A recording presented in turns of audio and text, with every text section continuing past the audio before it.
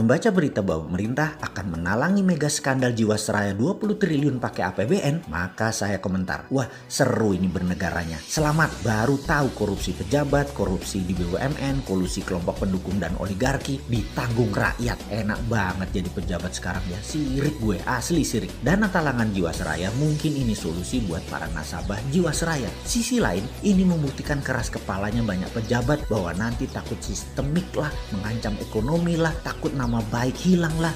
Bos, yang geblek jangan dilindungi atau kalian merupakan bagian dari sistem yang bermasalah. Biarkan yang salah yang menanggung. Kita melihat hal beginian paling gerundel, kuapok lu. Tapi begitu melihat melindungi kesalahan dan kebobrokan pakai APBN, kita berkata, kuapok muka pandul.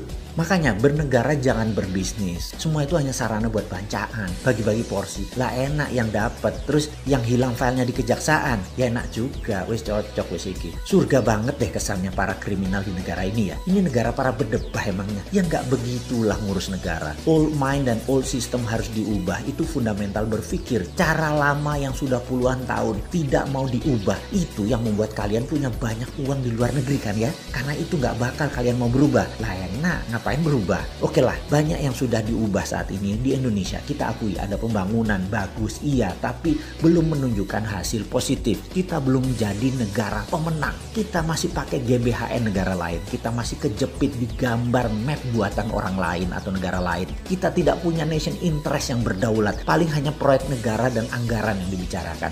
Bukan grand plan mau jadi apa negara ini. Di sini terpancing kita selalu untuk membantu dan memberikan kontribusi. Banyak orang yang kepala dingin melihat pendekatan bosman sebagai alternatif. Namun kalau otak pendek dan gak berilmu, bahkan mengirim buzzer menganggap bosman ini anti pemerintah. Gak pernah kita ini anti. Kita selalu memberikan masukan agar lebih baik lagi. Memang karena school of thought-nya beda, jadi landasan keilmuannya beda, muscle knowledge-nya beda, terlihat anti. Karena saat ini cara mendoktrinnya adalah apapun yang beda artinya melawan. Ngono ya. Padahal ini semua adalah perilaku alami. Contoh ikan selalu berenang melawan arus. Hanya ikan mati yang ikut arus. Begitu cara melihat perbedaan. Lupa, buzzer mah gak peduli sama bangsa negara ya. Pokoknya hanguskan orang yang berbeda dengan pejabat sekarang. Pejabat sekarang selalu benar dan berpikir untuk rakyat. Tidak ada cara yang lebih baik dari cara pejabat sekarang. Titik. Mudah-mudahan gak resesi 2 kuartal berturut-turut. Kalau ternyata 3 kuartal ke depan minus, bahkan 4 kuartal minus, yopo. Gampang. Bangun narasi. Narasi pejabat tidak pernah salah. Yang salah orang yang beda pendapat. Aman kalau gitu. Sudah punya narasi-narasi doktrin ya. Para buzzer kan ada mastermind-nya. Ya alhamdulillah aman kalau kayak gitu. Silahkan. Kalau udah punya narasinya lanjutkan. Selamat kalian aman di atas sana. Aman. Kebetulan rakyat sekarang memang cuma butuh narasi kok. Silahkan lanjutkan bos. Kalau kita bagaimana? Ya kalau kita mah terus membangun karsa dan mengingatkan bersuara versi kita membela NKRI. Gak didengeri, syukur. Dipakai alhamdulillah. Ini semua untuk Indonesia menang. Kita kembali mengingatkan sejarah. Sejarah yang mengingatkan bahwa Nusantara ditakdirkan jadi global player sejak lahir. Sekarang sayang, kita belum melihat rencana ke depan kita sebagai global player. Masih tarkam, masih antar kampung. Globalnya masih nyender sama superpower. Sayang banget deh. Sekali lagi, sangat disayangkan pengelolaan negara, pejabat negara, dan politikus melihat negara Indonesia tanpa wawasan sejarah. Tanpa paham kekuatan geoekonomi, yaitu kekuatan geografi untuk keuntungan ekonomi. Tidak memainkan geopolitik, yaitu kekuatan geografi untuk keunggulan politik bernegara. Dan pastinya tidak punya geostrategi. Memanfaatkan kekuatan geografi untuk faktor penekan bernegara. Intinya saat ini bagaimana membagi-bagi APBN doang otaknya. Membuat peraturan yang sedikit menguntungkan rakyat. Rakyat hanyalah sapi yang diperes-peres susunya tapi nggak dikawin-kawin. Nikahnya pejabat itu setelah menjadi pejabat bukan dengan rakyat tapi dengan oligarki, dengan kelompoknya dan dengan politikus penguasa Senayan. Ngono ya? Oke, rakyat habis digrepek-grepek doang dan herannya rakyat gak kapok-kapok malah memuja-muja pejabat seperti itu. Hero-nya dijunjung. Top dah doktrin dan propagandanya. Top Marco top. Kagum gua. Udah selesai ngegosip, kita lanjut. Kita menengok sejarah sebentar. Kita tahu doktrin jalur sutra itu seakan-akan jalur hebat. Karena mungkin banyak pejabat sekarang kemakan propaganda film Tiongkok dan berbisnis dengan Tiongkok kedalaman. Sampai budaya dan doktrin gak bisa dibedain.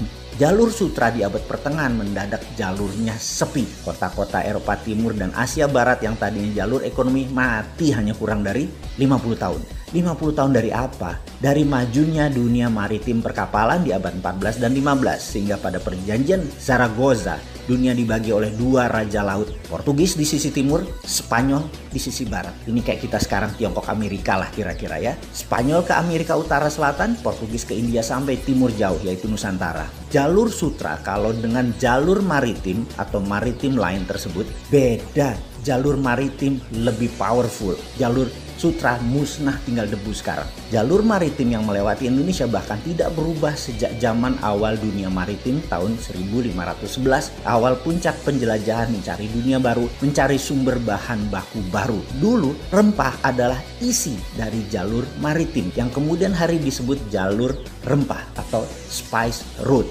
Adalah jalan menuju kemakmuran. Rempah Nusantara telah membawa bangsa Inggris, Belanda, Portugal ke zaman keemasan mereka. Negara Eropa makmur berkelimpahan karena rempah Nusantara. Jadi sedari awal Nusantara memang ditakdirkan menjadi global player dan menjadi pembawa kemakmuran dunia. Ketika komoditas rempah menjadi industri, kebutuhannya rupanya bisa dipenuhi oleh daerah lain di awal abad 20-an. Maka terjadi pergeseran besar di mana bukan yang di permukaan tanah yang menjadi sasaran sekarang, namun yang berada di dalam tanah, yaitu mineral bumi. Perlu diingatkan, di dalam perdagangan rempah dikatakan wilayah Maluku, wilayah Pulau Run misalnya. Jangan bayangkan kekuatan militer yang berkuasa. Sejak awal Bulognya Maluku sudah berdiri, namanya Untatang, yang membagi rata petani dan deal dengan pihak asing. Pedagang Arab, pedagang Tiongkok, sampai Portugis, Inggris adalah Untatang ini.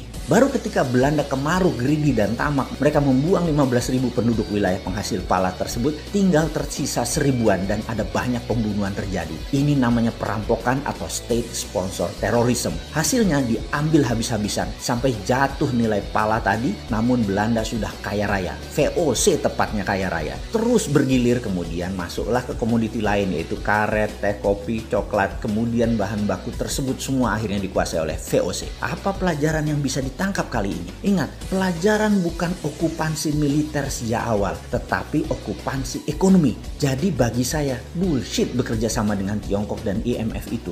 Itu bullshit besar. Foreign direct investment yang ada di otak pejabat adalah pemahaman anak bangsa yang otaknya sudah terpesona oleh globalis. Ini sebenarnya penjajahan sama seperti VOC di awal masuk selama 200 tahun sampai akhir tahun 1900-an kira-kira. Di saat dunia bergeser jauh di mana rempah bukan lagi primadona tapi sumber di dalam bumi yang jadi primadona seperti minyak, gas, batu bara dan mineral lainnya. Jadi sekedar mengingat, apapun perusahaan asing masuk ke Indonesia menggarap, mengambil, mengelola isi bumi Indonesia, itu penjajahan. Ide ini maka saya tekankan, kalau mandat di tangan generasi muda di tahun 2024, tidak ada perusahaan tambang di Indonesia milik asing. Setidaknya 50% adalah lokal, di mana proses hilirisasi setelah tambang tadi, mineral tadi, hilirisasinya 100% lokal. Cukup sudah dibodohi oleh asing selama 300 tahun diambil rempah dan apapun yang dihasilkan oleh alam Indonesia. Namun begitu bahan baku alam di Indonesia disentuh asing dan didiamkan, artinya dua. Satu, geblek tidak paham nasionalisme.